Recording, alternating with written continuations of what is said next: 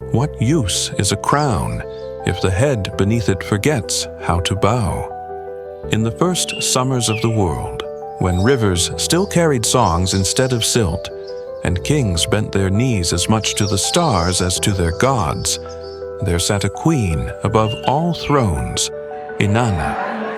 Her crown was not just a symbol, it was a living thing, forged from victories, serenaded by armies, kissed by the breathless prayers of lovers. It shimmered not with gold, but with the ache of every heart that had ever loved, fought, or dared. Inanna's laughter made gardens bloom. Her rage could crack the walls of cities wide enough for sorrow to walk in. Yet even a queen can grow weary of the heights. Even a goddess can grow deaf to the music of worship when it becomes too constant, too easy. There came to Inanna the whisper of another kingdom, a place where crowns were not worn but broken, where thrones did not lift but buried.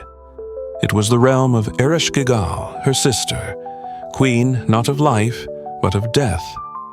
No song reached the underworld, no garland bloomed at its gates. Only silence reigned there, heavy and unyielding, and it called to Inanna like a strange, forbidden hunger. What good, she wondered, is a queen who has never conquered silence? What power is there in ruling the living if death holds the deeper crown? So she descended, stepping down from her throne, stepping down from her pride. At the first gate of the underworld, the guardian demanded her scepter. Without it, her hands trembled not from weakness, but from the rawness of being merely herself. At the second gate, her breastplate was taken, the shield of heroes, of battles sung through generations. At the third, her rings of dominion. Each gate stripped her not only of ornaments, but of identities, warrior, lover, queen, until she stood bare before the throne of her sister, her heart exposed like a wound. Ereshkigal did not rise to greet her. She did not weep for what had been lost between them. She only gestured, and Inanna was seized, bound, judged, and hung upon a meat hook like a dove offered too late to a cruel altar. For 3 days and nights the world above withered. The rivers ran dry of prayers. Lovers clutched each other but could find no warmth. Soldiers found their swords heavy, meaningless. Without Inanna, life had no pulse. Only a slow, gray decay crept through fields and halls alike. But Inanna had not been forgotten.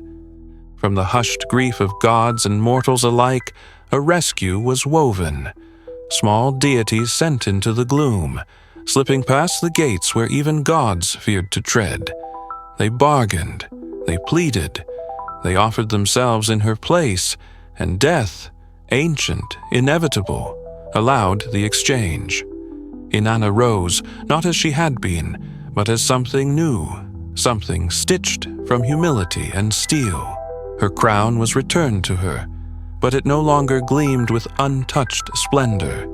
It shimmered now with the dull, fierce luster of a soul that has knelt in the dirt and risen again. She walked among mortals not with the arrogance of the untouchable, but with the grace of the broken made whole. Because true sovereignty, she learned, does not come from never falling. It comes from choosing to rise, even when the crown cuts deeper than the hook. What use is a crown if the head beneath it forgets how to bow? None at all. Only those who have bowed to the dark can truly lift others into the light.